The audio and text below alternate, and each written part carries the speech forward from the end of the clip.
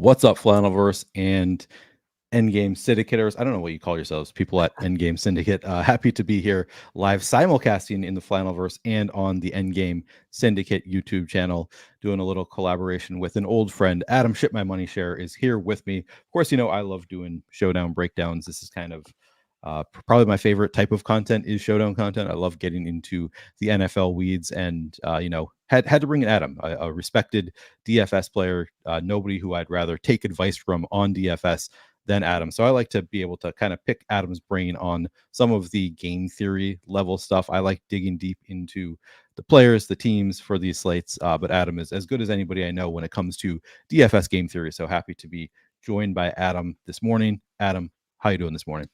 Doing pretty well. Glad that most of week one is over, and I actually slept last night and have a lot less work to do like this week. But yeah, looking forward to this show because for me, Showdown is like a game that I think there's money to be made at. I don't think I'm very good at it, especially large field stuff, and I know that you are. So looking forward to talking about that. Yeah, should be a good show. Yeah, I suspect that you probably are good at it, and it takes so much like mega luck to actually win at Showdown that even the best players, like unless you're playing like probably if you were playing higher stake stuff, you would have had more success by now, I would imagine. But since you're mostly playing the lotto too, it's just you probably just have not Yeah. realized your edge yet. Yeah, I mean, so that's the change that I'm making this year too. Is I am playing more of like the 153 max and less of Nice, the nice. hard stuff because I know the part that I struggle with is like avoiding dupes and putting Yeah, myself in situations. But yeah, to your point, also, I can specifically point to a game a couple years ago where if they got a call right, I would think I was really good at Showdown because I right. think Yeah, exactly. It just takes like one flip to like, oh, I've had a lot of success at Showdown right, exactly. versus like, yeah. Yeah, Steven, hey guys, get any sleep? I still have not gotten any sleep. I think I got about 6 hours last night, so better than my average over the past week. But initially before we decided to do the show, I was thinking this is going to be the day that I really sleep in. But then I was too excited about doing this show. So no, I have not slept a lot, so I'm still extremely sleep deprived. But tomorrow I'm sleeping in for sure, 100% gonna finally get some sleep tomorrow. What's up, Paul? What's up, Steven? Really good to have you guys here with us.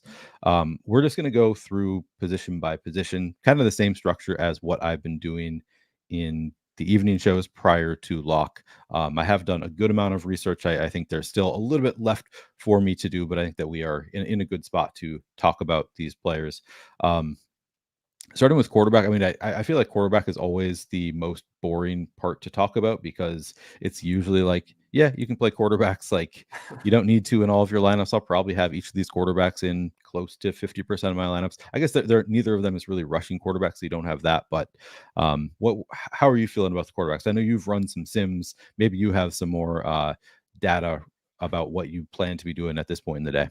No, I mean, I think that your overall point is pretty much where I'm at. And looking at how they showed up in the first set of sims I ran with my projections, they kind of just don't matter. Like, I think that the flex ownership is pretty much where it should be. I think that the captain ownership is pretty much where it should be. So there's really not much interesting that I think. The only thing I guess that is kind of interesting to talk about is like is Aaron Rodgers because I think there's just kind of this assumption that like Aaron Rodgers is just going to be Aaron Rodgers, not not prime Aaron Rodgers, but just like a semi good version of Aaron Rodgers. And it is his first game back from an Achilles injury. He could just absolutely suck. So like there is some inherent volatility in his production and by extension the Jets production in general that I think you kind of like it's hard to quantify and you can kind of just I think no ball take it.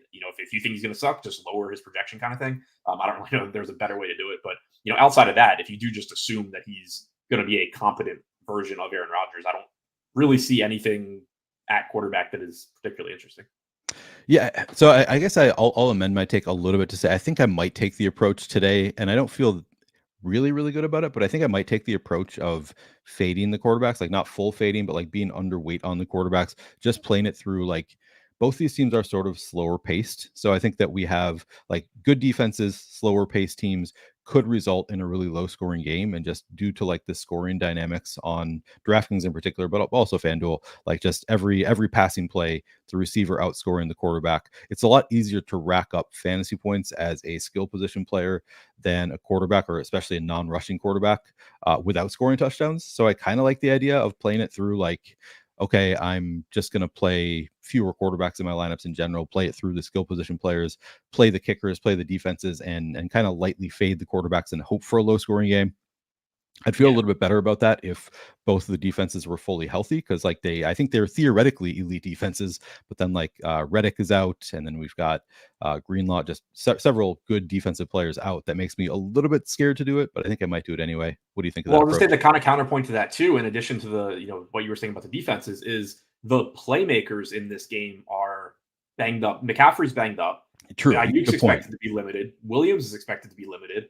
So then it kind of becomes like, obviously Debo's good, Kittle's good, Brees is good, but like it kind of like comes back full circle to like, okay, maybe there's just not a ton of, to me, there's not a ton of just like surefire like smash plays in this game. Like I have McCaffrey, including captain and flex positions, showing up as being optimal like 70% of the time combined, and that's first on the slate. I have Purdy second, I have Rodgers fourth, but they're both, below 60% of the time. So to me, it's just kind of a slate where it's really flat because there's question marks on the quarterbacks from a fantasy standpoint, but then there's question marks on a lot of the best playmakers too. No, that is a really good point. For those who have not looked at the injury stuff, Mike Williams, they're saying he's going to be on a similar path to what Brees Hall was on last year, where he was like, I think he started the year with around 30% snap participation, just was not all that involved early in the year. Of course, you never really know, like when coaches say, oh yeah, he's on kind of the same trajectory. What does he mean by that? Like maybe he's going to be limited to start the year. I don't know. So I don't think we can just assume that it's going to be the exact same, but right. Well, and then the other thing too, and I mean, I guess we could just talk about this more at receiver, but the other thing too is when people use snap percentage as like the metric, not all snaps are created equal. If Williams is going to be on the sideline on like downs where they're likely to run, I don't care. If he's going to play 100% of the snaps that they're in the red zone, that's still good. So, even that, there's a lot of volatility in exactly what that means. Yeah, we're comparing a running back to a wide receiver, and with wide receivers, we really care about the route share more so than the snap share. So yeah, that's a good point. It's really hard to know what to make of it. I think we'll talk about Mike Williams when we get to receivers. You also Brandon Ayuk is they say probably limited to start the year. Kind of a funny quote from Shanahan, like, I'd be surprised if he's not limited in this game. Like from the coach, like, what do you mean you'd be surprised? You get to decide how much he plays. But peak NBA coach right there.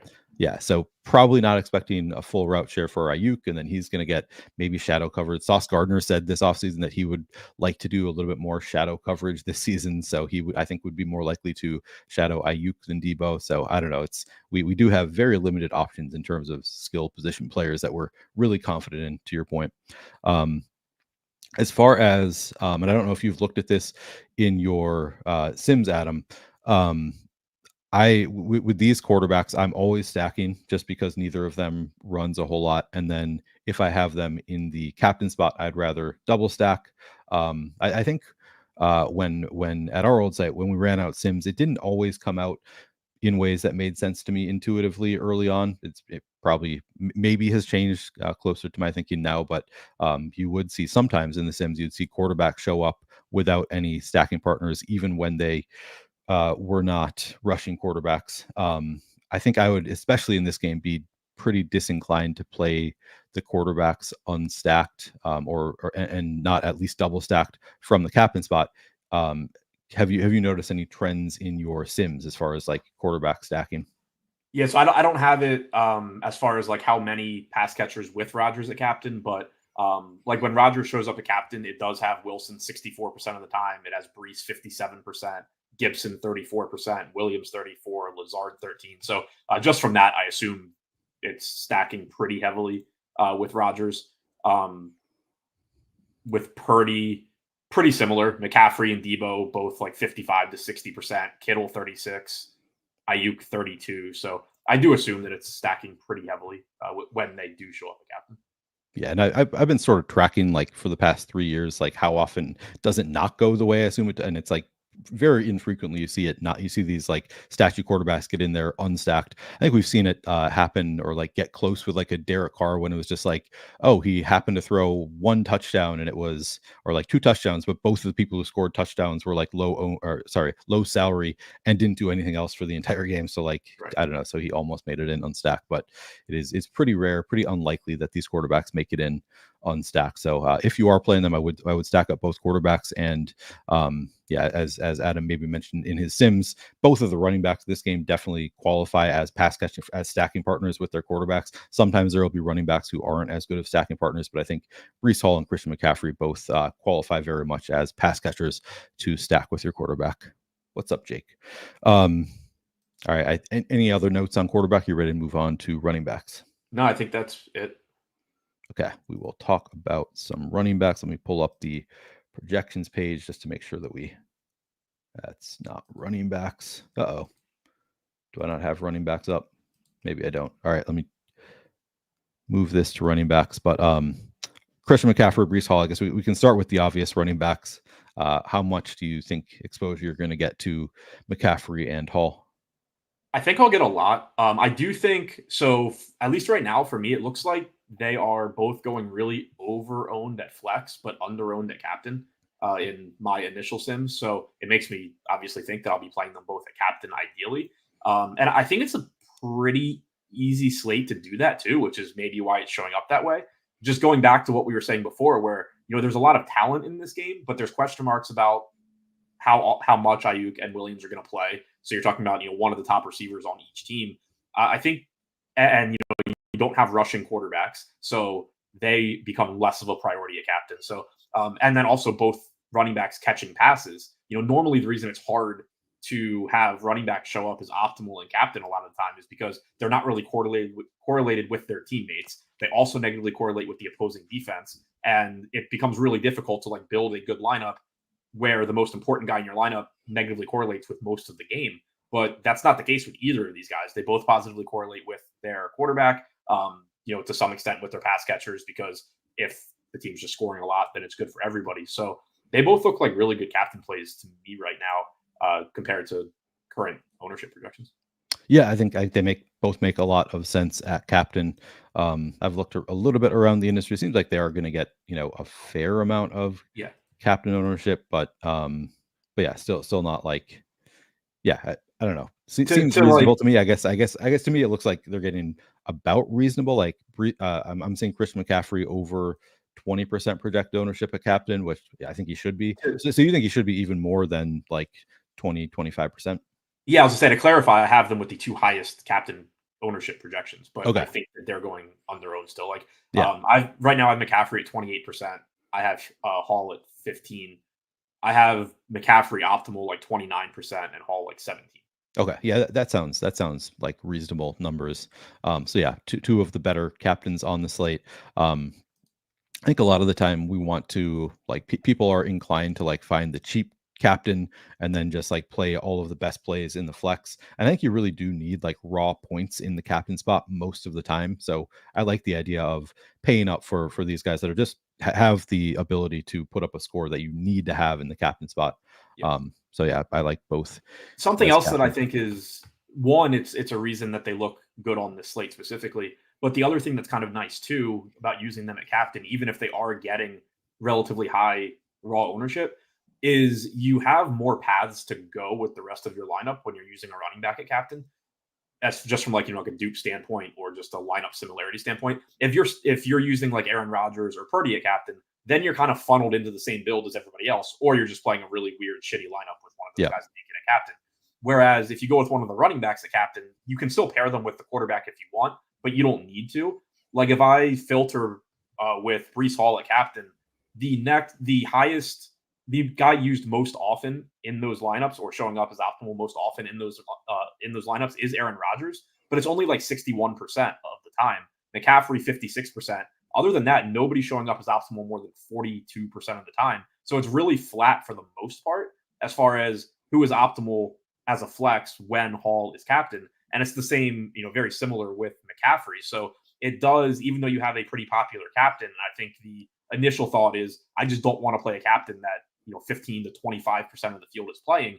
You then have more flexibility throughout the rest of your lineup to get different because you don't run into the situation where there's very clear-cut best plays and you're taking a huge haircut as far as projection goes if you go a different route. It's a really good point. If you put a quarterback, especially a quarterback in captain, then it's if I have Aaron Rodgers in captain, almost all the time, Garrett Wilson's probably going to be in there, maybe Alan Lazard, Tyler Conklin, but there's like limited types of like combos that can be in the flex when you have Aaron Rodgers at quarterback. Whereas, like you say, you just kind of open things up by playing a running back in the flex. And when you have, there are some running backs that are in the captain spot. There's some running backs I'm like, I don't really want to put them in the captain spot because they don't have that kind of upside. That's definitely not the case with these two. These are running backs that can absolutely break the slate. The 49ers struggled against running backs last year. The 49ers defense in the playoffs gave up like 5.1 yards per carry to running backs. Could happen again. Maybe they fixed their holes, but it is just at least worth noting that they were a little bit susceptible to giving up yards on the run last year. I think both of these, and we got Trent Williams back for the 49ers fully healthy. So very good spot for the running backs in general. I think I generally like these running backs more than I usually do on showdown slates, which that's not saying much. These are the two running backs who were drafted 1 and 3, both in the first round in best ball all summer. Obviously great running backs. But I think particularly on this slate, I'm probably going to be leaning into these starting running backs quite a bit. It is worth noting that, as you said earlier, McCaffrey kind of coming in a little bit banged up. He says he's not concerned about it, but you never really know what players mean by that. And sometimes they just say that when they don't really mean it. Any interest in going to like a Jordan Mason? He's 3,000. I think I have some interest there. Doesn't project well point per dollar at all. But what do you think about playing Jordan Mason? Yeah, see, that's one that I feel like I'm gonna have to just kind of think about more during the day. Right Yeah. now, in my initial run, he's showing up as over-owned. Like you said, doesn't project that well from a point per dollar standpoint. And then right now, projected for like 7% flex ownership. I have him as optimal like 4% of the time. So the way I have it projected right now is McCaffrey essentially, being full go, and there not being a huge benefit to playing Mason because even though he's low owned, he just doesn't come through often enough at that price relative to his ownership. But that's, the perfect example, kind of the same thing that I was saying about, or similar, what I was saying about like Aaron Rodgers, and we'll get to it with the Jets receivers too. It's very kind of take based where that's with McCaffrey getting essentially a full Yep. work. I wouldn't have to dial McCaffrey back that much, assuming that all of the dialing back on McCaffrey is a bump for Mason to then get Mason as like a really good play at low ownership. So it really just comes down to how you think it's going to be split. I am inclined right now to think that basically the way I'm viewing it is McCaffrey is riskier than usual because most weeks you're going in and there's not a question in the world about how much of a workload McCaffrey's going to get. So I think there's more volatility there and he's riskier than usual. Right now, my inclination is still that he's just fine and going to get the bulk of the work.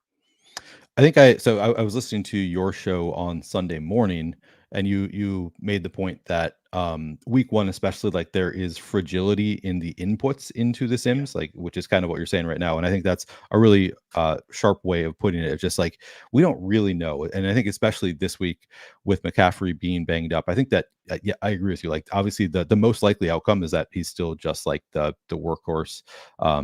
But we don't know to what extent he is going to be limited.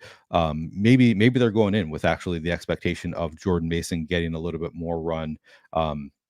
Most likely, as we say, it's probably they're going in with the expectation that McCaffrey is the guy again, that he's just going to be a bell cow. But even if they go in with that expectation, coming in limited, he's also more susceptible to an in-game injury.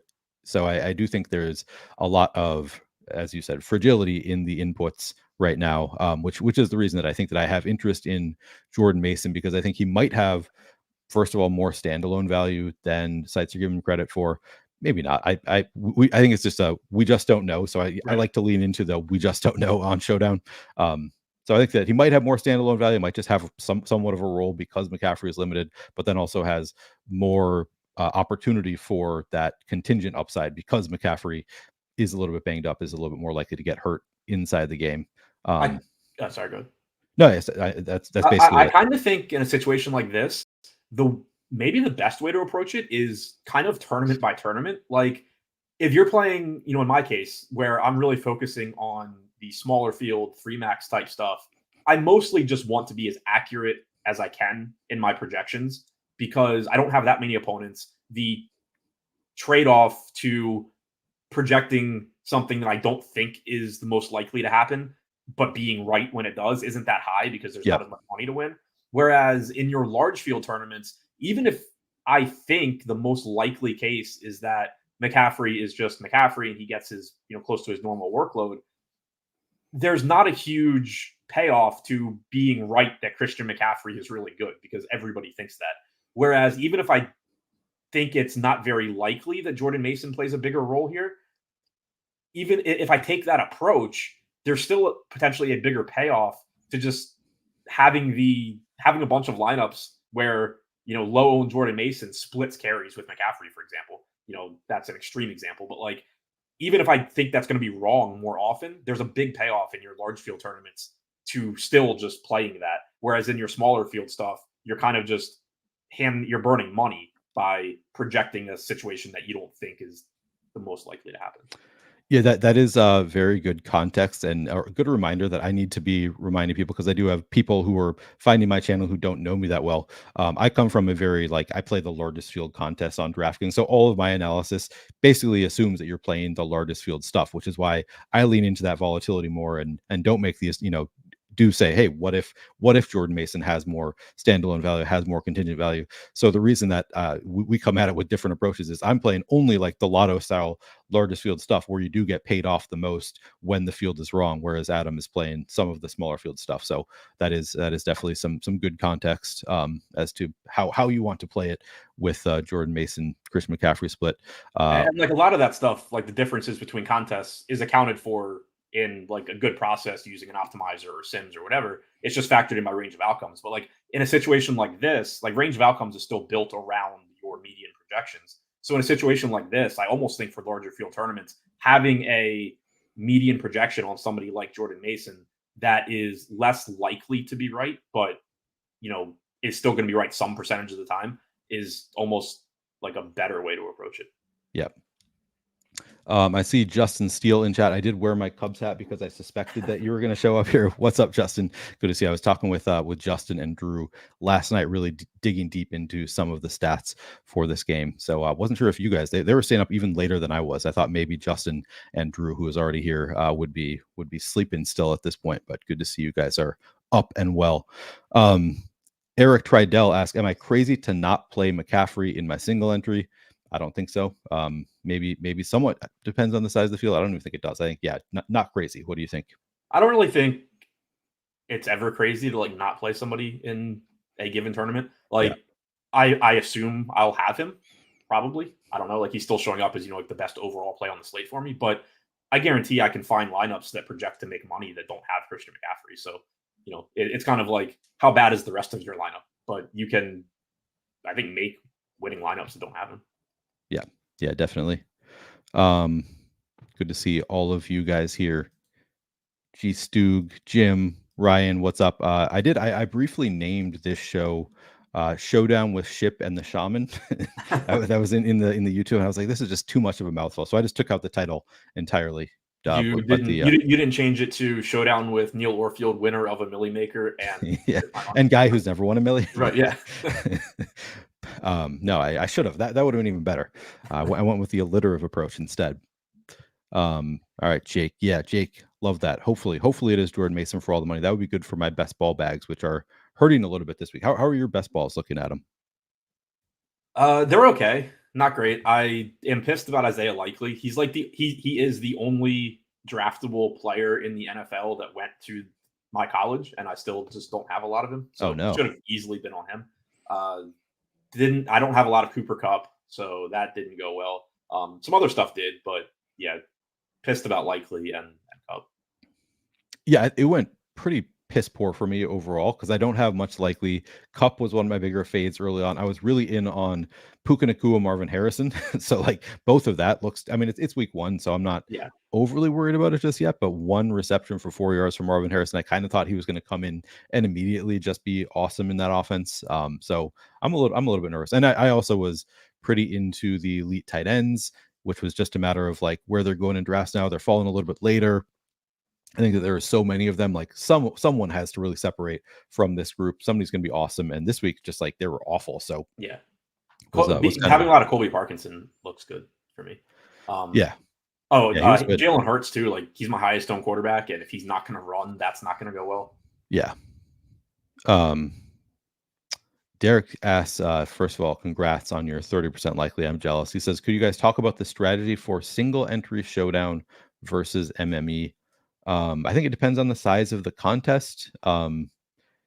Is there so I don't think I play enough single entry showdown that it becomes difficult for me to really differentiate other than I think that the chalk tends to get chalkier in single entry is sort of my impression of single entry.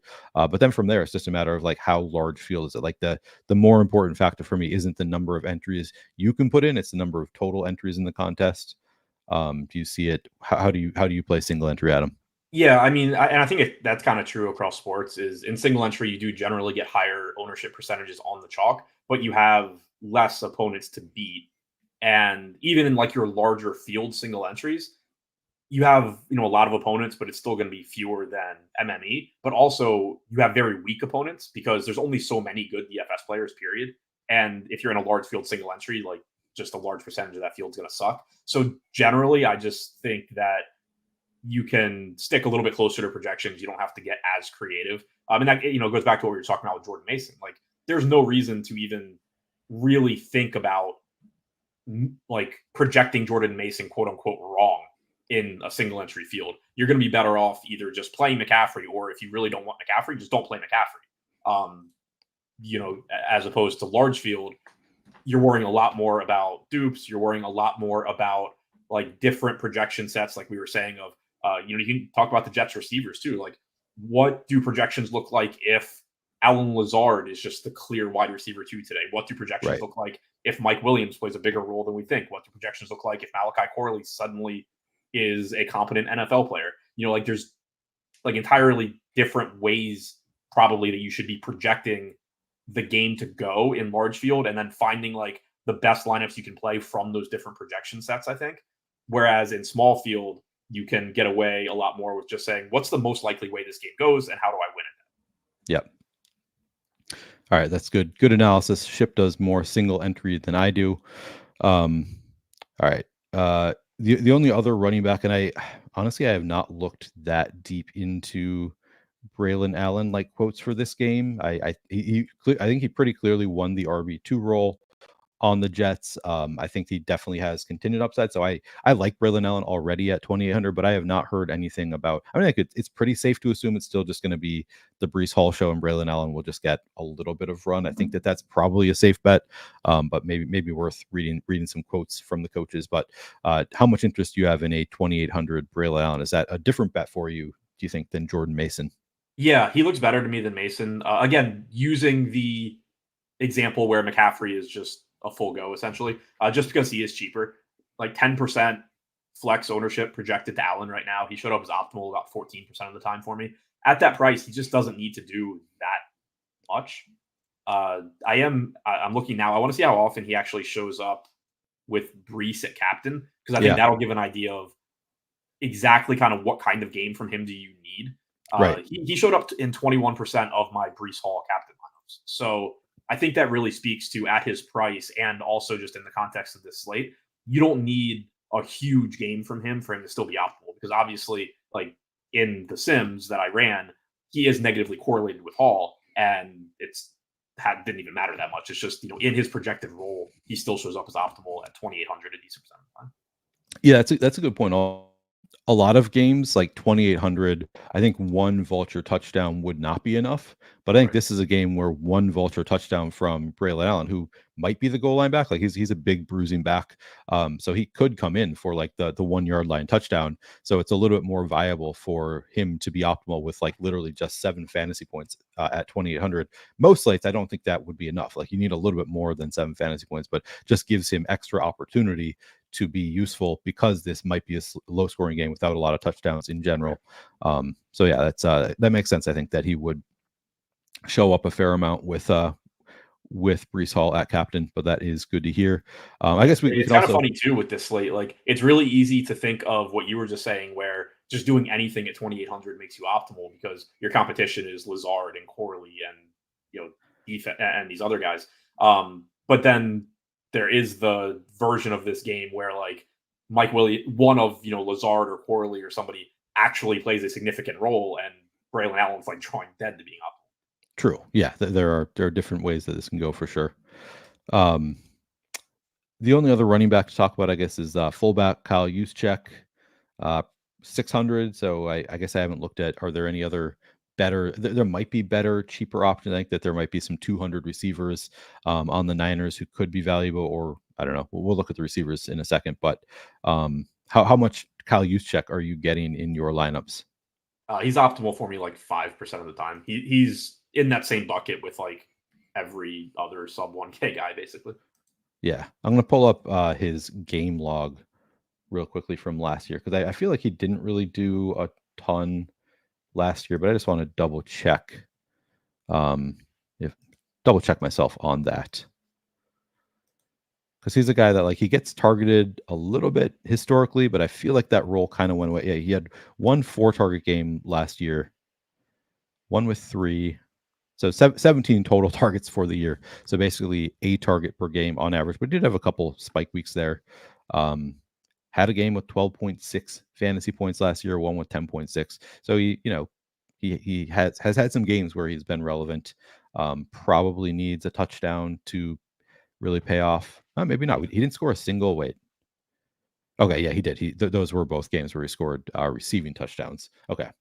So yeah, I mean, I think the nice thing for Juszczyk is like whatever limited touches he gets probably do skew a little bit heavier to being in the red zone. Yeah. Whereas For sure. like somebody like Isaiah Davis that's down there, at the bottom, where like, yeah, maybe he gets a couple touches, maybe he doesn't. But if he gets a random carry here or there, it's pretty unlikely to be at the goal line ahead of Hall or Allen. Whereas, whatever limited touches Juszczyk gets are likely to be relatively close to the goal line. Yeah, no, that's a good point. Like he's the one that like his touches are usually high value touches. Similar to like Chiefs backup tight ends, where it's just like, right, he's not going to touch the ball except for they'll do a little underhanded touchdown at the goal line.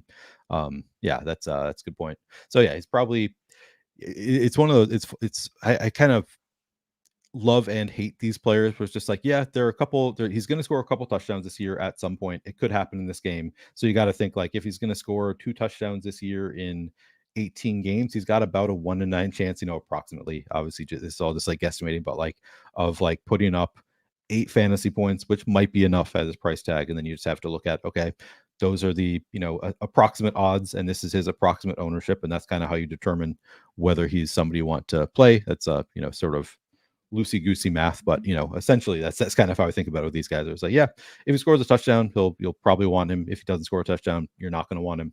That's right. What it comes down to with Juszczyk. Yeah, and I mean, I guess there's like the counter argument too, where like, yeah, he's likely to get pretty high value touches, but like Ronnie Bell or Chris Conley, somebody that anytime they touch the ball, they're getting a point just for touching it, basically. Yeah, exactly. Yeah. Odunze getting an MRI. Yeah, that is not ideal. I don't love to hear that. Yes, the winning $5 Millie Maker lineup was an unstacked Josh Allen. So everybody go play unstacked Josh Allen. Don't stack any of your quarterbacks next week, please.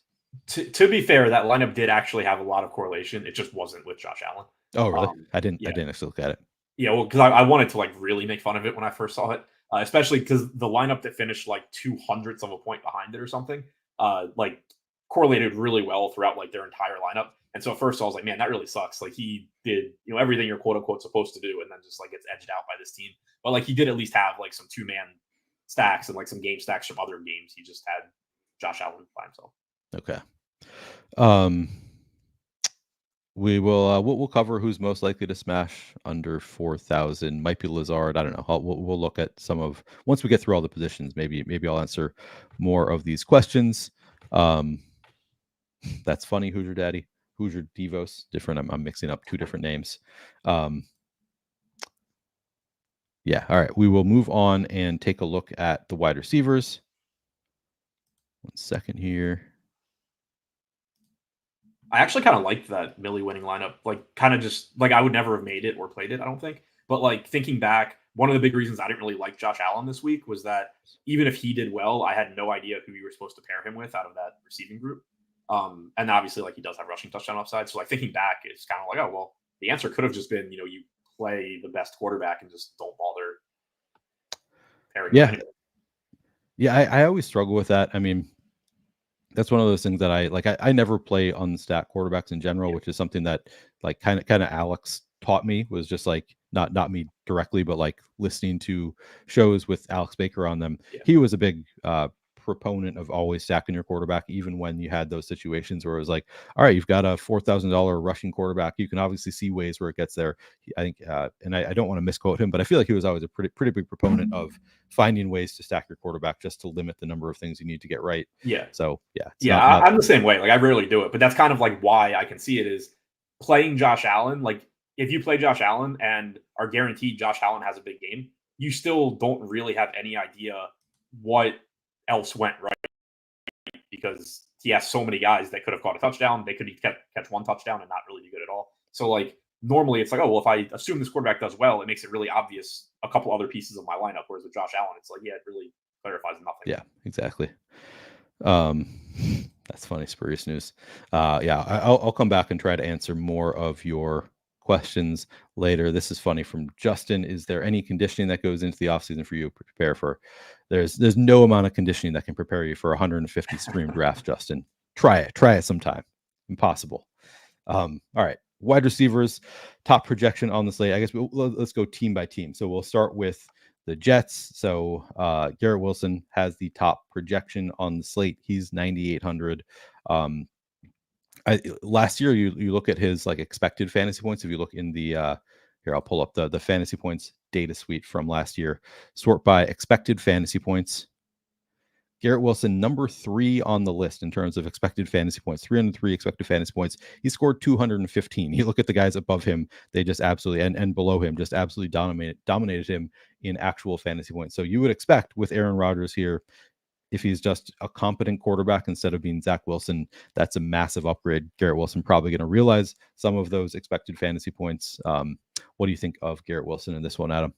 Yeah, I like obviously think he looks good. I think he's going a little bit over-owned, but at the same time, at flex, I think he's going less over-owned than McCaffrey and Brees. But I do think he's going a little over-owned at both captain and flex, but it's not by like a huge margin or anything. And it's, still obviously looks like one of the best plays. And then Rodgers coming back again should be a benefit. Is it in week 1? Who knows, but should be. Also, not having to compete with Mike Williams as often for targets should probably be a benefit. But then at the same time, like if Mike Williams is playing 100% of red zone plays, doesn't matter as much. Yeah, let's talk about Mike Williams. So that one, I feel like I'm fading Mike Williams, but it scares me. So you can see here, he's 6,600. He's expected to be limited. But I mean, you make a good point that like if he's limited in the sense that he runs 40% of routes, but then those routes are all in the red zone because they want to use their big bodied, talented, go up and get a receiver in the red zone, then suddenly he could score 2 touchdowns. Like it definitely could bury me to fade him. I think I'm still inclined to fade him, but let me take a look at projected ownership. As I recall, it's actually pretty low. It's really low. Yeah. So I don't know. I've been saying I'm going to fade Mike Williams, maybe even entirely, like might put him out of my player pool, but I might look like a real donkey if I do that because I think you're right. Like he could just be in there for, the valuable plays in the red zone, that kind of stuff. Like that feels like the kind of role, if you do have a limited Mike Williams, that's where you would want to use him, is in the red zone. So maybe I'll change my stance. What do you think?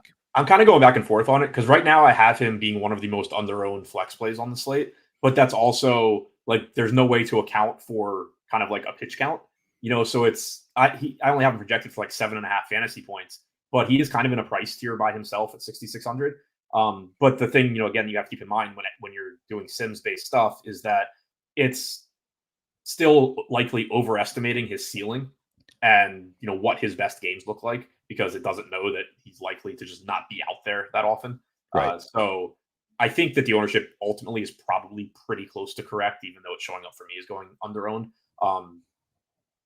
It's probably the way he's priced. It's probably if he catches a touchdown, he's a good play, and if he doesn't, he's not.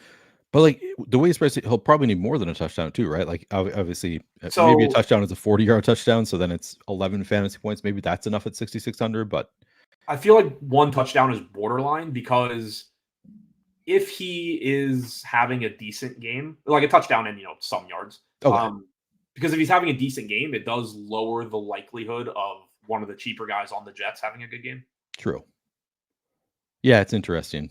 Yeah, I mean, I'm thinking even in a low scoring game at his price tag, he probably needs at least like 9 fantasy points, 8 Right. fantasy points. I don't know what it would be. So it can't just be like a 2-yard touchdown, but like Right. you're right. He'll probably Yeah, add yeah. in at Like least I'm another assuming he reception makes or a couple 2. other catches, and Yeah, then yeah. Okay. yeah. Gotcha. Yep. Um, so then the other one with Mike Williams potentially being limited is Alan Lazard. He's 2,000. Oh, and Xavier Gibson, I guess we need to talk about. Actually, there's Malachi Corley is somebody that we should probably talk about too. So we have a few Jets to get through, and it's kind of a mess. Like this is sort of one of those slates where it's like it's not really clear cut what I think is the best approach. Probably we're all going to look like donkeys after the slate is over, but it's worth talking about anyway. Alan, actually, let's start with Xavier Gibson. He's 2,400 projected for 4.4 fantasy points at the Fantasy Points website. Um, Probably gonna have some role here. I'm a little bit surprised to see him projected better than Alan Lazard. I was thinking Alan Lazard probably gonna play in 2 wide receiver sets. How are you playing? I guess those two or any tertiary Jets receiving options that you want to talk about. Yeah, so right now I have Lazard projected a bit ahead of Gibson, but I have Gibson going. I have them. I have Gibson going a little bit under owned and Lazard a little bit over owned. I think that's going to end up changing for me though, because I am also of the mindset that Lazard is kind of the guy here. I use the guy loosely, Yeah, but like for one, we know how much Aaron Rodgers trusts him, and there's just not much else that you can point to as being like anything he can trust. Sure, Gibson could be on the field and play a role, but what have we seen to suggest that like Aaron Rodgers has any trust in him at all? Malachi Corley, everything coming out of the preseason is that he's not NFL ready yet. So, yeah, like, could he, could they just scheme him like a screen and he houses it? Yeah, there's potential there. But when I look at the non, Brees Hall, Garrett Wilson, Mike Williams guys on the Jets, Tyler Conklin, we know his role too. But like when I look at the other receivers, it seems really obvious to me that Lazard plays a bigger role here than anybody would actually want outside of like Aaron Rodgers. yeah. That's kind of how I see it too. It feels like he's probably going to have a big role here, even though everybody knows he's not especially good. But Aaron Rodgers likes him, wants him on the team. Seems like he's going to be the wide receiver too when Mike Williams is not out there. So I do think that I have some interest there. I'm now. If Aaron Rodgers isn't like lobbying, so one, Lazard probably isn't even worse than Gibson or Corley at this point, Right. like from a talent standpoint. And then also just from I want somebody out there that I can rely on other than Garrett Wilson standpoint. Like if Rodgers isn't lobbying to get Lazard on the field in this game, why did he get Lazard on the team? Period. Yeah. Good point. This is the exact situation with Mike Williams limited where you'd want Lazard on the team. So yeah, the expectation is that Lazard is going to be playing quite a bit. He's 2,000. That gives me some interest. I looked at just a couple other projection sources right now. Seems like it's kind of, I wouldn't say all over the place, but like they do flip in some other projections, Lazard and Gibson, Yeah. but they're all always pretty close to this, where they are like within like a fantasy point of each other, projected pretty low. Um, I feel like this is a slate where like I'm we're gonna want to play comfortable. Like in my brain, I'm like, well, I like Tyler Conklin because I know his role. I want to play Conklin, and then it's just gonna be one of these guys that like we don't really know the pecking order. One of them is gonna be in the winning lineup. It feels like. Right. And to me, like to your point about looking at projections across the industry, I've always been on shows and stuff very just trust the projections, blah blah blah. But you do have to keep in mind too when you're using like there are situations where you should be willing to kind of just have a stance on something like this because the projections are like obviously based on inputs and the inputs here are really volatile. But when you're talking about big projection sites, and this isn't a knock on them, it's just kind of how they have to do it. They're giving you like the median outcome from like how things could go. Yep. Because when you have all these people paying you however much they pay you for projections, it's really risky to just go in there and project Alan Lazard for 8 points, Gibson for 2, and Gibson barely and Corley not to step on the field or something. Yep. Because you're just going to be like really, really wrong a decent percentage of the time, and people are going to be really pissed off about it. You're better off saying like, oh yeah, these guys all are decent at their price. If people are paying you hundreds of dollars a month for you to tell them that. But in my stuff, I and this is what I was saying, like it's going to change for me once I'm not just looking at my baseline stuff. Like I'm most likely going to project Lazard to be that guy. If he's not the guy, then I'm just not going to win tonight, and I'm fine with that because I don't have 1,000 people giving me $100 a month to give them projections. Yeah, that's a really good point. I've always thought about it that way of like, yeah, it's way more risky to, I mean, you kind of just laid out the exact scenario, but like to say that Lazard project him for 8 fantasy points and project 0 for Gibson, just like be like, oh yeah, Lazard is going to be the guy. We know this because then if the other way goes, everybody's going to be like, how the hell did you give Lazard all of that when Gibson was actually the starter? Like you just knew you had the depth chart all wrong. Whereas because we don't know, you just project them the same, Right. and it's like, yeah, you can't really argue with that. Like, oh, it was a coin flip and went the Just other think way. about what Twitter looks like the next day, right? Like Yeah, if you're a big projection site and you just commit to Alan Lazard, and like if Alan Lazard does great, then yeah, sure, you have a ton of screenshots to promote. But if you just give like the median projections based on basically median out like inputs, you're gonna have some people that were like, oh, so and so got me onto Corley, if that's the guy you needed, or got me on to Gibson, if that's the guy you needed. And you're not gonna have anybody screaming like, how did you project this guy for 0 when he scored right. 12? Yeah, exactly.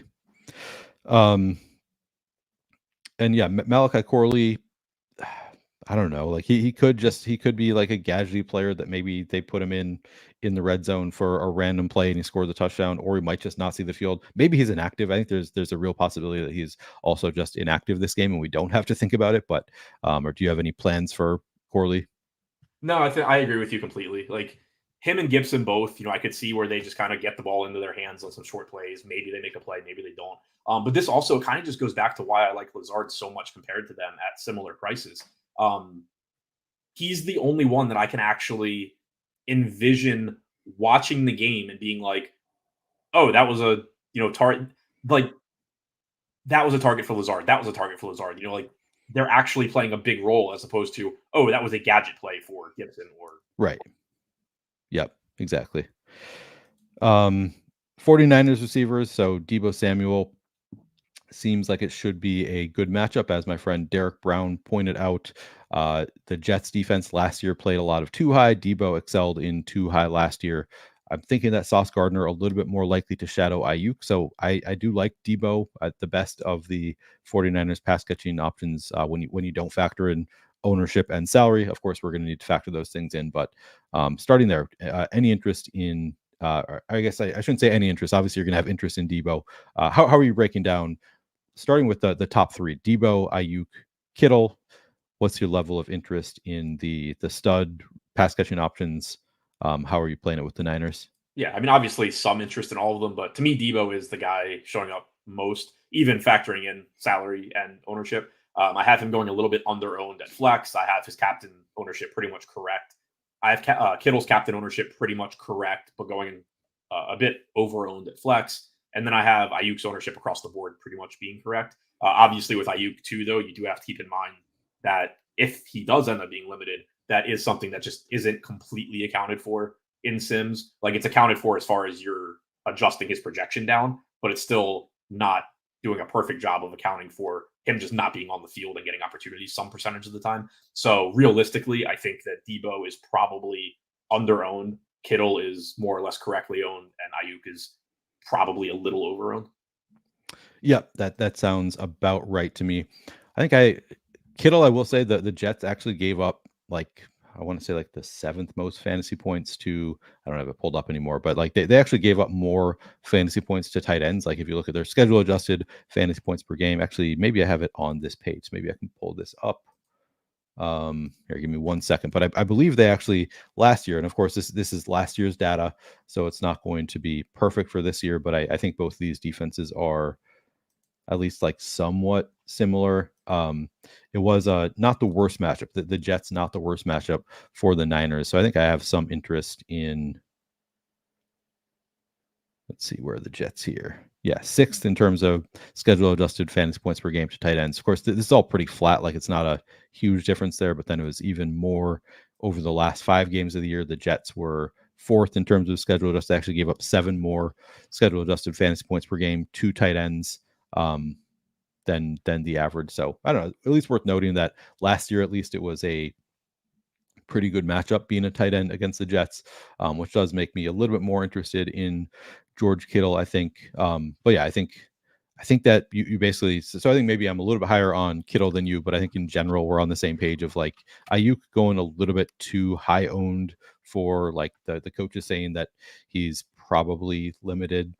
They would guess he's going to be limited, but then you add on I think Sauce Gardner most likely to shadow Ayuk, which these are things that are like kind of I don't really think about on main slates, but when I'm on Showdown, then I start thinking about it a little bit more. It's like, all right, I'll factor that in just a little bit this, a little bit that, and suddenly Debo looks great. Ayuk doesn't look quite as great.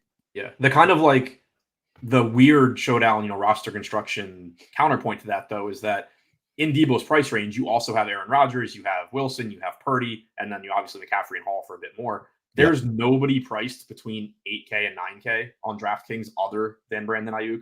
There's nobody priced between 7K and 8K other than George Kittle. So there's a lot of builds where even if they're not good for their salary, as long as they're just better than the guys cheaper than them, they still end up being optimal. And we just talked about the same thing with Mike Williams too, of the like, okay, we don't think he's going to be a full go. He's going to be limited in this game, but like, when are they going to be using Brandon Ayuk? Right. Probably for the high value stuff, for the stuff where they're using him as a receiver. So maybe don't want to full fade him. He's coming in at lower ownership as a result. I think I've been seeing sub 30% ownership around the industry. I have like 22 at Flex right now. That's where you have projected ownership, or how much you have? Projected ownership and optimal, basically. Okay. Yeah. So I'm seeing projected total ownership around 30% ish around the industry. Total, yeah. Which total I have like 26, 27% projected. Okay. Which like would feel low if not for the fact that we think he's going to be limited. So suddenly it scares me off Ayuk a little bit. I'll probably be a light fade for me on Ayuk. Which again, like that's the whole thing too that you have to keep in mind with DFS in general is, you can have all these reasons for like why somebody's a good play or not a good play, but it also comes back to like, does the field completely agree with you? And then are they overdoing it? Like obviously we could both sit here and say we hate Ayuk, but then if you told us he's 5% owned, suddenly we're going to love him. Which is what I'm struggling with on this slate, is because I look at it and I'm like, oh yeah, this is a great spot to fade Mike Williams because he might be limited, all this stuff. And then I look at it's like, oh man, 12% ownership or whatever, 15 across the board. It's like, that feels really low for Mike Williams, who, is an end zone threat. So yeah, you're right. It's like the first thing that stood out to me when I looked at my like leverage column after I ran my sims this morning was how under-owned I had Mike Williams. And I was like, oh shit, I need to go back and adjust more for his potential role. And then I looked at the ownership column and was like, oh, nobody's playing him. So it's not that he's showing up as optimal that often for me. It's just that I think the field might be overcorrecting. Yep. With Brandon Ayuk, more limited. Juwan Jennings is 4,000, projects for 4.6 fantasy points. When Ayuk is not out there. So to the extent Ayuk is limited, Juwan Jennings becomes the, I guess, sort of wide receiver 2 on the Niners, obviously still behind Kittle, behind McCaffrey. So still not like an elite pass catching option, but we saw him in the Super Bowl, had a great fantasy game. How much interest do you have in Juwan Jennings at 4,000? Yeah, I mean, I like him a decent amount as a value. I do have him going a little bit under-owned, but I also have a lot of these value plays in general going under-owned. So definitely somebody that I'd be, wanting to mix in. I do think he's clearly going to have an actual role here. We know he has touchdown equity. So I think he looks solid. I think also how much interest you have in him should kind of depend on how you're treating the Jets receivers. Like if you're treating the Jets receivers as it's just kind of a, crapshoot between Gibson, Corley, Lazard, I don't think any of them are going to have substantially more opportunities than the others. Jennings will look better. Whereas if you're kind of my mindset and you're saying, I think Lazard is going to get more opportunities than those guys, Jennings will look relatively worse because you're just going to end up projecting a 2K Lazard basically similarly to Jennings. Yeah, that's a really good point. Maybe we need to talk about some rules also with wide receivers. Obviously not wide receivers from opposing teams, but like on the same team. Do you think you'll set any kind of rule of like, I guess you're using a sim, so maybe you don't set these rules, but like, would you, if you're using Opto, do you think you would set a rule of like, if you play Ayuk, then don't play, maybe not Juwan Jennings, maybe that would be more for like the tertiary options, the Ronnie Bell, Jacob Cowing. Do you think you would set any kind of rules in your Opto to not have certain receivers from the same team because of the negative playing time correlation? I don't really think I would in this particular game. because of the pricing. Like you were gonna say, like even if Ayuk plays, Jennings can still have a good game, Yeah. especially for that price.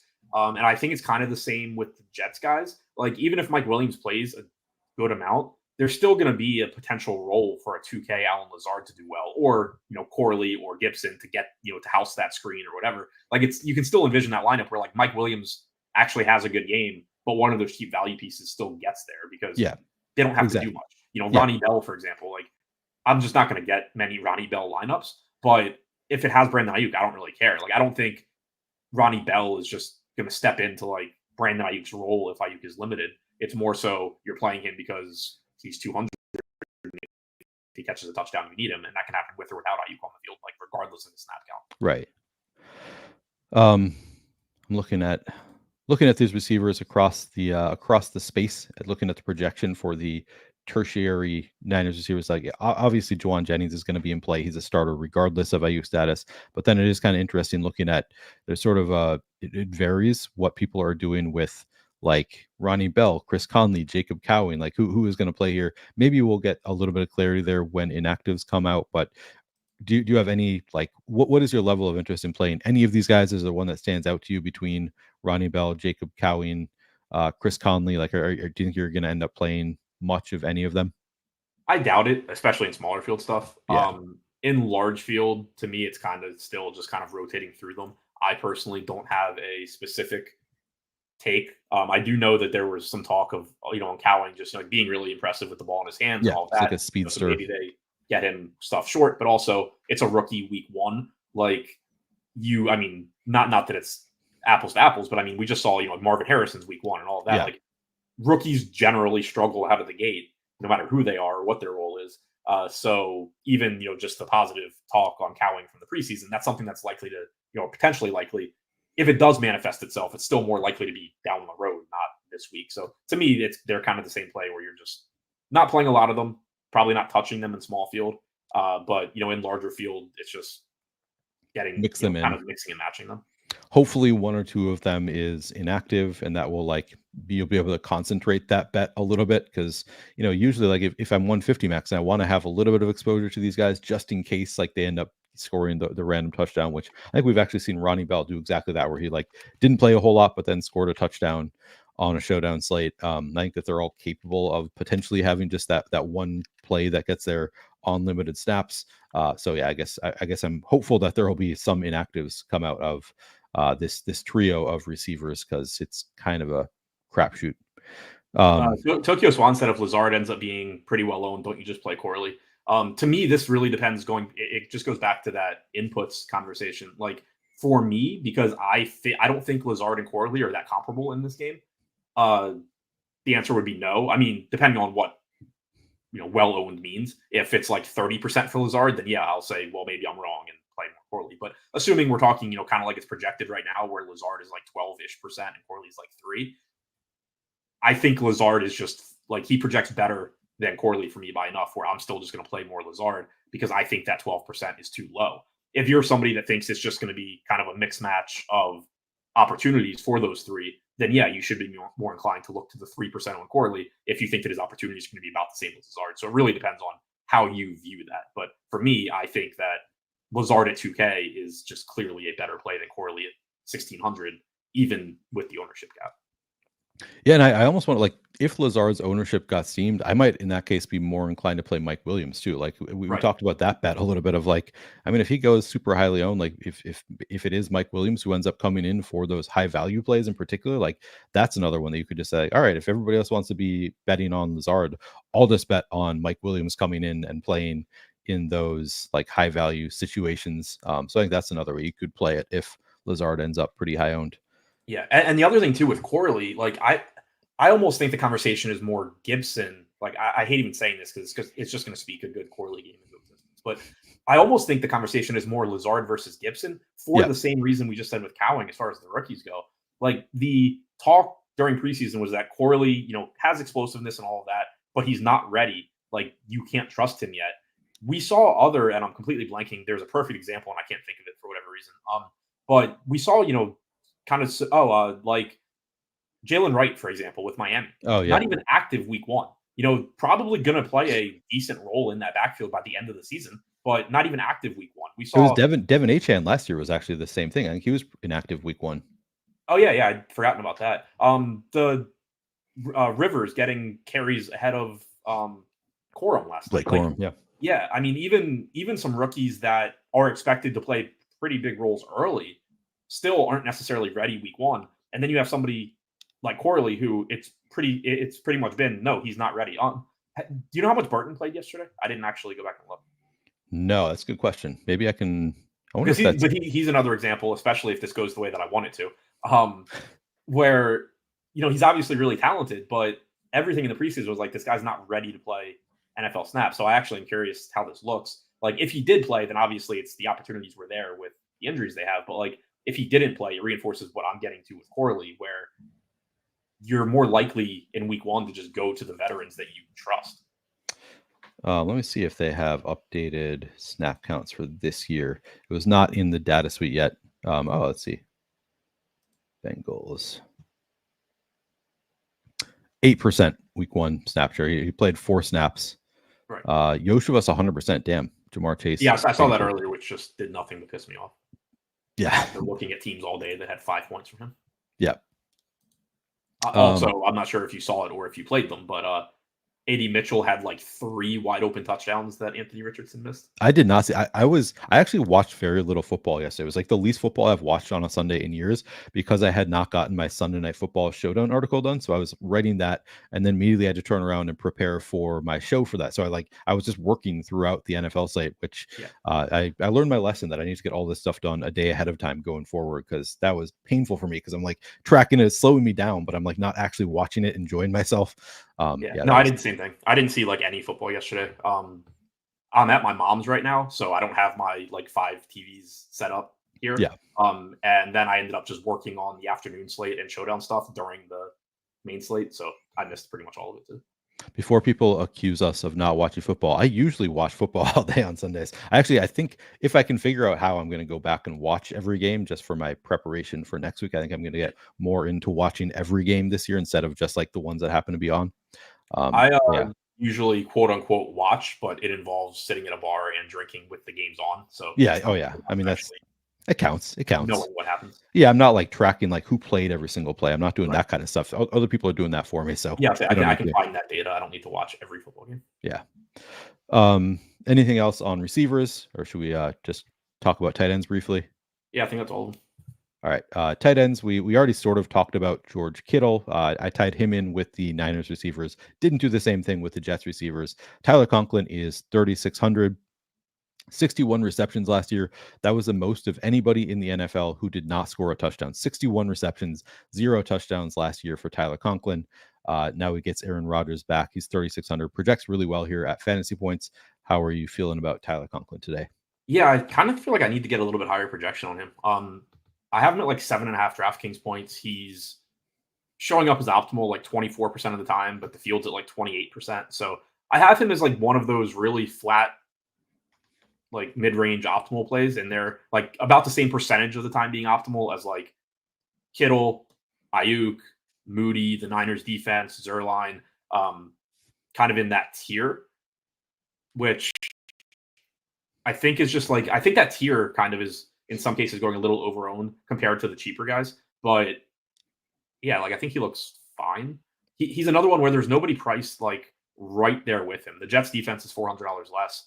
But other than that, there's nobody between Jordan Mason at 3K and Jawan Jennings at 4K.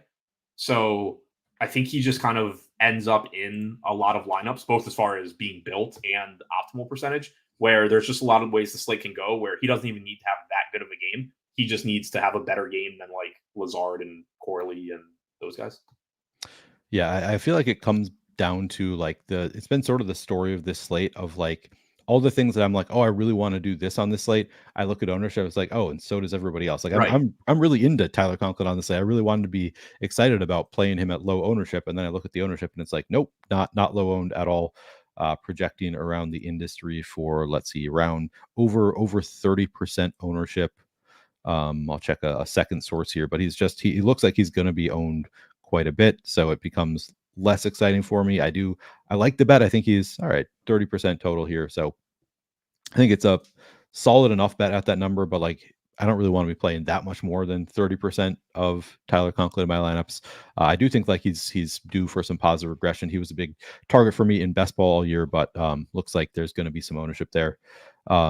And then Jeremy Rucker projecting for 2.7 fantasy points at 1,200. If I'm being honest with you, I have not looked closely at Jeremy Rucker. This is one that I'll probably dig into a little bit more before my show tonight. Did you have any thoughts on Jeremy Rucker? How much are you getting to him? Yeah, I mean, I don't have any thoughts on him. I know nothing about him, but he's projected for like 8% ownership. I have him optimal like 9 to 10% of the time. It's just a price play where you could change his name to literally anything. Tell me he's the backup tight end and he's active on a showdown slate, and he's going to be like 5 to 10% to be optimal. Yeah. And I guess there were people who had concerns during best ball season about Tyler Conklin maybe losing some of the role to Jeremy Ruckert. And as you can see here, I guess projecting for him to have at least a little bit of the role for the Jets. So, maybe you can factor like backup tight end can score a touchdown on a showdown slate. You see it all the time. I made the point yesterday that I liked Davis Allen quite a bit yesterday because I thought he might have a bigger role than people were anticipating. Which I don't get a catch, but he had at least. I went to bed halfway through that game, but I think Parkinson played a ton. Parkinson did play a ton. There was Davis Allen had like a look in the red zone, but I think it may have been due to injury, so didn't end up really didn't work out for Davis Allen for sure. But I did see him. I know they targeted him in the first half when I was watching, and it was just like a high throw off his hands on the sideline. Yeah, exactly. But then I think this is another situation where like there is volatility. We don't really know what the playing time is going to be.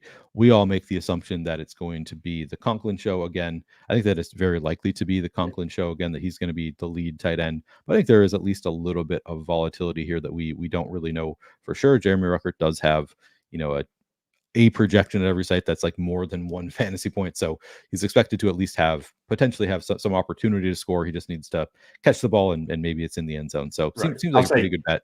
Yeah, to me, Ruckert isn't like a play like going to steal playing time type play for me. Like, yeah, maybe he does, and if you have him, great. But to me, it's more like, yeah, he's a big dude, and if he happens to be the one open when Rodgers throws it from the 7-yard line, then you need him.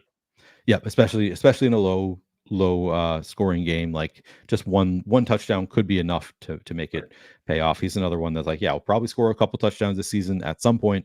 Could happen tonight. There's no real reason. So kind of going back, I just happened to think of it since we just spent the whole show talking about how the Jets have no receivers. Do you happen to know, like I can pull it up, but you might know. Do you happen to know like how often they ran 2 tight end sets, or how often they like moved Conklin to the slot or anything in the past? I don't know. That is something that I should be able to find in the data suite, but yes, I have it open. I just didn't know if you okay already knew.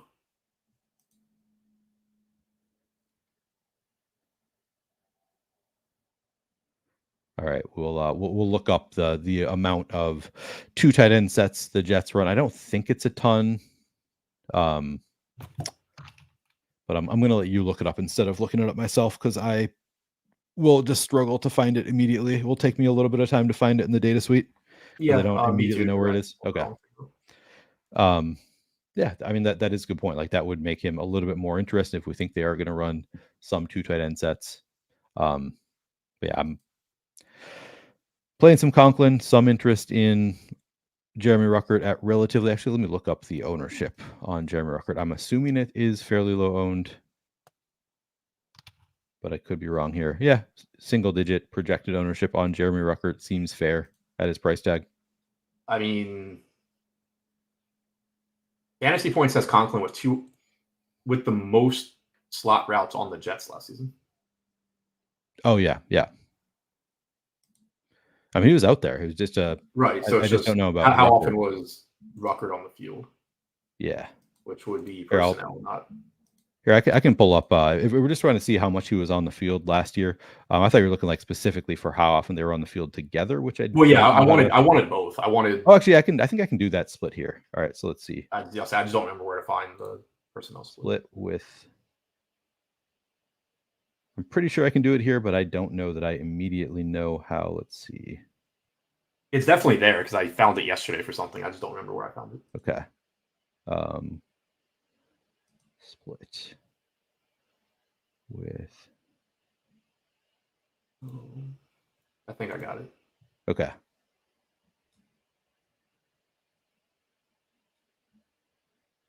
Except I don't know that it's going to show me exactly what I want. But so if I sorted by 12 personnel last season, 39 overall routes for Conklin, 38 for Ruckert. So they didn't do it a lot. Like, yeah, Garrett Wilson ran the most routes out of 12 personnel, and he ran 87.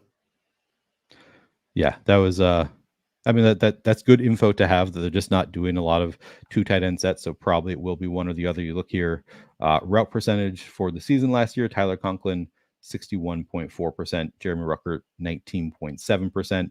I guess I can split this out just for like the end of the season, see if there are any kind of differences that would lead us to think that maybe Ruckert will have more of a role.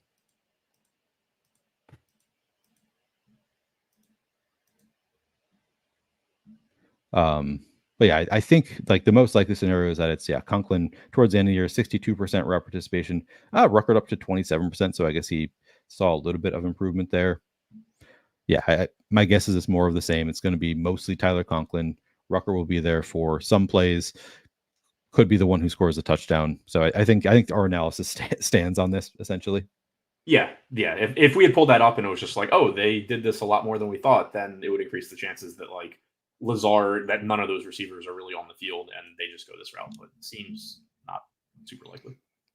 I guess this is a good opportunity to remind people, since Fantasy Points CFB showing up in chat, you can get 25% off any Fantasy Points product using promo code Flannelman. That includes the data suite that we're looking at here. It's the projections that I've been using here. All of this is Fantasy Points. So if you want to check out the fantasy, it's a great data suite. Like, there is so much data in here. I do highly recommend it.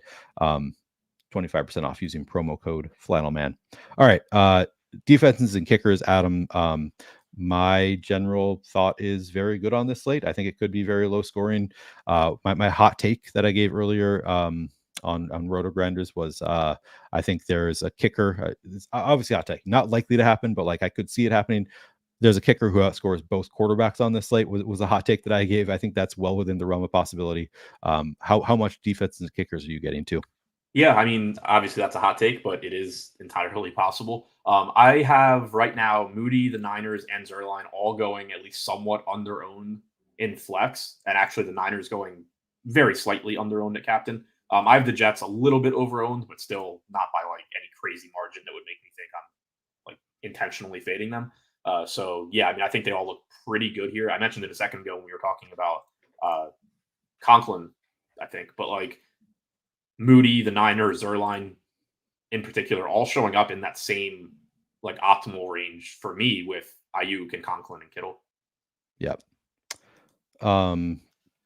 Also, another reminder, I always forget to do this. It actually makes an impact, I found, reminding people to subscribe to our channel. So we're actually simulcasting on this one. I would recommend subscribing to whichever channel you're watching. If you're on the Endgame Syndicate channel, make sure you subscribe there. If you're on the Flannelverse channel, would appreciate you subscribing here as well. But also go find the other one, because we both do a lot of content. I'll be doing another Showdown show tonight. Adam started doing Sunday morning shows on Sundays, and Adam was the person that I was listening to on Sunday morning when I won a million a few years ago. So I know Adam does great NFL content as well. So make sure you are subscribed to both the Flannelverse and the Endgame Syndicate channels if you are not already. We both appreciate it as we try to grow our channels.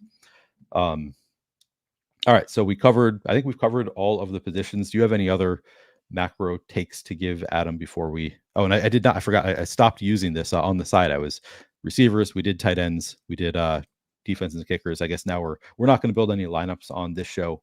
But do you have any final thoughts? Any hot takes? Any big stands you're taking on this slate? I mean, I think Lazard's likely to be the stand, kind of the more that we've talked about it. I feel like, and obviously, if you disagree with my thought process, then I wouldn't follow it. But like, of everything we said on the show, it felt like a lot of just like, oh yeah, the field's right here, or yeah, it looks fine. Except for Lazard, where it's just like, I think there's volatility in the projections there, and I have a pretty strong lean towards Aaron Rodgers just wanting his guy out there when the competition is Gibson or a rookie. And again, like the fact that they didn't use a lot of 12 personnel last season makes me like Lazard more.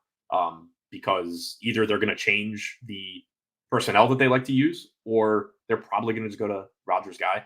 I did also just pull up because I had mentioned the Niners at captain, just to see who showed up most often with them.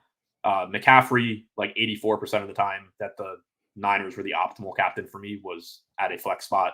Purdy was at 68%, Kittle at 57%, Debo at 43%. Hall and Wilson were in those lineups 40% of the time each, which I think makes sense given that they both just are likely to catch a lot of passes, may or may not get in the end zone. But I thought that was kind of noteworthy just because of the type of players that they are, that, they're the type of guys that I'd want to play against even if I'm playing the opposing defense. Yeah. Very nice. I feel like I've flipped on this. I think like during the show, I've flipped from being like, I'm going to full fade Mike Williams to, he seems like a pretty good play. Maybe I should be above weight to the guy who is like an end zone threat in a game that's not going to score a lot of touchdowns. So I'm very much going back and forth on what I'm going to do there. But I do think the more we talked about it, the more I'm like, maybe I should just play the good receiver who's going to be out there probably for the valuable plays. And we don't know how limited he's going to be exactly. So I'm struggling right now with the best approach to this, but I think we covered like the reasoning behind all of it so like play it whichever way you want. Like if Lazard, definitely we're both pretty into Lazard. I do think that I'm like, that would be maybe if I were playing 10 lineups, I would consider setting a rule for Lazard and Mike Williams. We talked about like, I think they could both get there. I definitely would not set this rule if I were playing 150 lineups, but like maybe in a 10 lineup set, I'd be more inclined to be like, all right, I'm just going to not play them in the same lineup. Because even though they both can get there, it's obviously some negative correlation there. So I don't know. It's a tough slate. It's definitely a tough slate, but I feel like we've done a pretty good job of breaking it down. All right. We will close it out. You doing any more content coming up, Adam? Yeah, 5 p.m. on the Endgame Syndicate channel, MLB tournament show, going through my DraftKings exposures over there for anybody still playing MLB this year. All right. Check out Adam tonight. I will be doing another Showdown show prior to lock if you're playing NFL Showdown tonight on the Flannelverse channel. Thank you all for hanging out with us. If you have any other questions, you can bring them to me tonight. I'm not sure if we got to all. I was trying to get to most of the questions as we went, but I'm sure that I missed plenty early on that I meant to come back to. Oh, best. Oh, I will ask this one because I remember it from earlier. Best play under 4,000. Is it just Allen Lazard for you, Adam? Let me double check, but I think so. Under 4,000. I mean, most likely to succeed is Conklin, but I think relative to ownership, it's going to be Lazard once I update where I actually am on Lazard. Yep, I think that is a good call. I also really like defense. I think Jets defense at 3,200 might be my answer, but yeah, I like Lazard. I like Conklin. I like Jordan Mason. I think at Braylon Allen, I think are both solid plays. I like your call about Braylon Allen. Like might just have a role that he could play with Breece Hall. I think he's more likely to have a good game with Breece Hall in the lineup, so that's kind of interesting. But yeah, I don't think that's the most likely outcome. I think it's, but if you get a game where the Jets backup receivers are all kind of just like interchangeable and none of them really do anything, and then neither defense scores a touchdown, neither kicker goes nuts, like you just get like the low scoring game, but in a way where neither defense is great either. I think that's kind of the game where you could just get Hall and Allen being optimal, or even just Allen being optimal without vulturing Hall or anything. Yep. Good call. All right. Check out Adam tonight on his MLB show. Check out me tonight on my Showdown show. I think this is a lot of fun for me. Hopefully we will do this again on Thursday. We have made no commitments for how long we're going to keep doing the show, but I really enjoyed doing the show with Adam. Hopefully you guys did as well. Make sure you like both of our channels, subscribe to our channels, and if you do, we're more likely to continue doing it. All right. Thank you, everybody. We'll catch you tonight.